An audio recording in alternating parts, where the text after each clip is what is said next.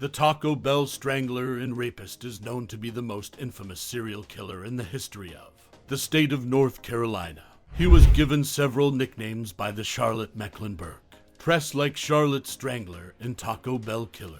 The Taco Bell serial killer was a monster that prowled the rolling hills, lovely tidal rivers, and beautiful beachline of North and South Carolina. He was born in Barnwell, South Carolina, and named Henry Louis Wallace. Barnwell was named after John Barnwell, a bloodthirsty Confederate soldier in the Civil War.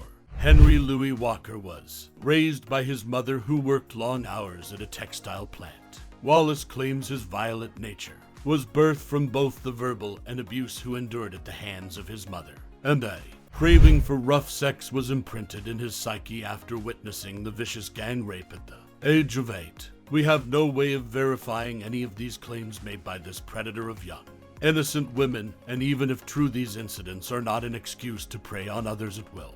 He attended Barnwell High School, where he had friends, and not only was elected to the student council, but he was a cheerleader. Yes, cheerleader. After graduating high school and attending a few colleges, Wallace joined the Navy. While in the Navy, Wallace became a functioning crackhead. In 1988, the Navy kicked Wallace out of the Navy after being arrested for breaking into stores in the Seattle, Washington area. The U.S. Navy was nice enough to give him an honorable discharge. He was put on supervised probation because he often missed the check-ins, so he moved. With limited options, he moved back home to Barnwell, SC. We haven't found any evidence that his murderous cravings claimed any young women's lives in the Seattle area. However, his true nature will soon creep from the dark shadows. Please like and subscribe to the video. Sadly, on March 8, 1990, Henry Louis Wallace claimed his first victim that he admitted to 18-year-old Tashanda Bethia. The Barnwell student's body was dumped in a lake in the area. She went missing for weeks before her body was recovered. The authorities not only questioned Wallace about Tashanda, but they interviewed him about another minor female who someone attempted to rape, but she got away. The one time a guilty man was just questioned and let go. Shortly after this interaction with police, Wallace was caught selling video and audio equipment that he had stolen from his former high school. He sticks to what he knows, as you will see. Remember, he is a crackhead. This was a little too close for comfort for this predator. Wallace decided to take his sick, twisted mind north. He ends up in the Queen City, Charlotte, North Carolina.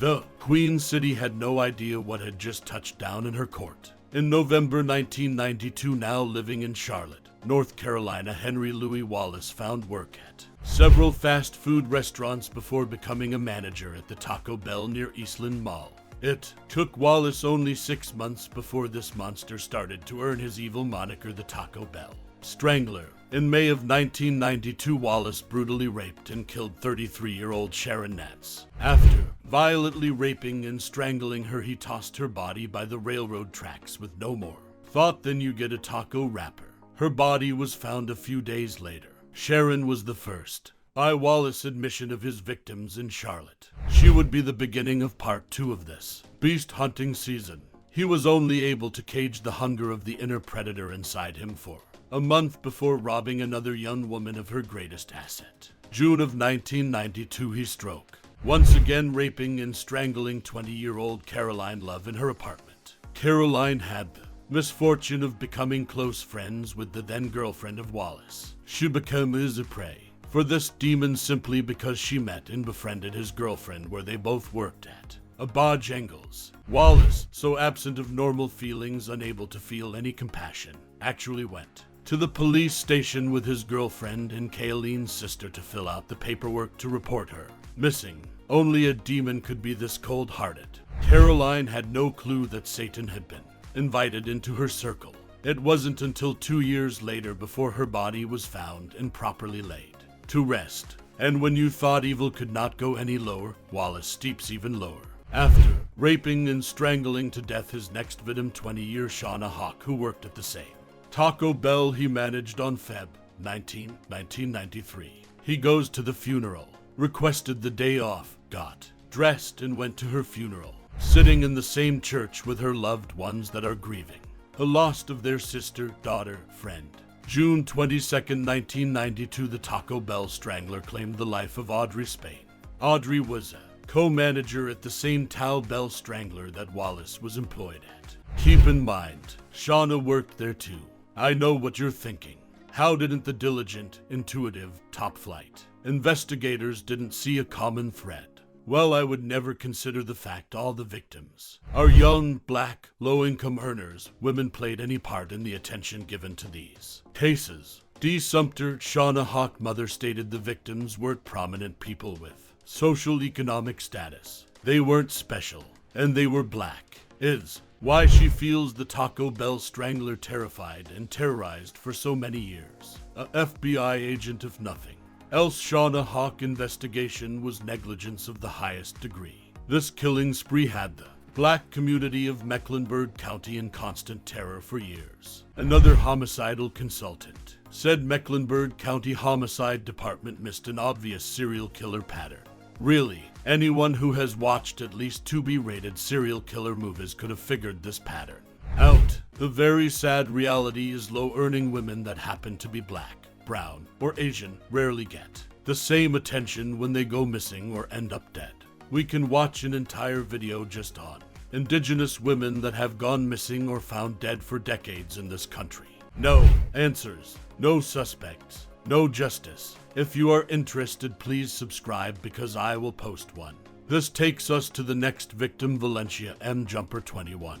August 10th, 1993, Valencia, a student on break from college. Attack was a little different. For some reason, after the rape, strangling, and robbery of her apartment, he set her on fire in the apartment. Valencia's death was initially ruled accidental. Crackerjack police work again.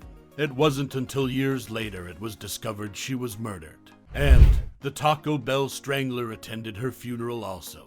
A murderous reptile's next vicious act is unthinkable. On September 14th, 1993, Wallace raped Michelle Stinson in her apartment like he has done so many others. But this time he waits till later before he decides to strangle and stab her to death in front of her son.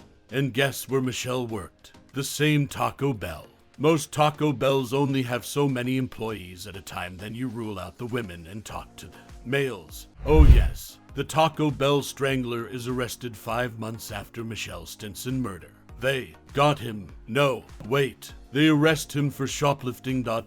Shoplifting. He is after all a crackhead. You can't make this stuff up. How this isn't on Netflix yet, I don't understand.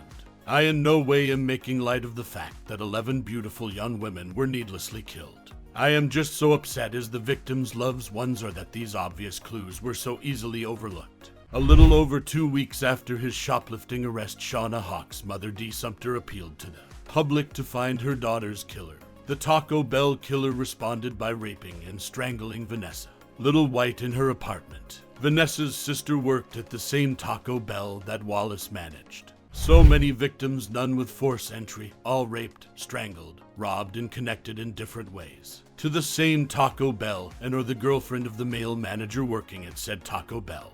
Wallace would go on to victimize Betty Jean Baucom, 24, one day after her birthday. Betty worked with Wallace's girlfriend at the Bojangles. He stole her car but left it in a parking lot. His next victim lived in the same apartment complex as Betty. He not only raped and strangled Brandy June White to death. Brandy was only 18 years old. He raped her while she held her crying baby. He strangled the baby too. His words. Fortunately, the baby survived. This mad dog, either from the thrill of getting away with it and or the desire for the money to buy crack, could not control his urges at all. Deborah Ann Slaughter, 35, was killed on March 12, 1994.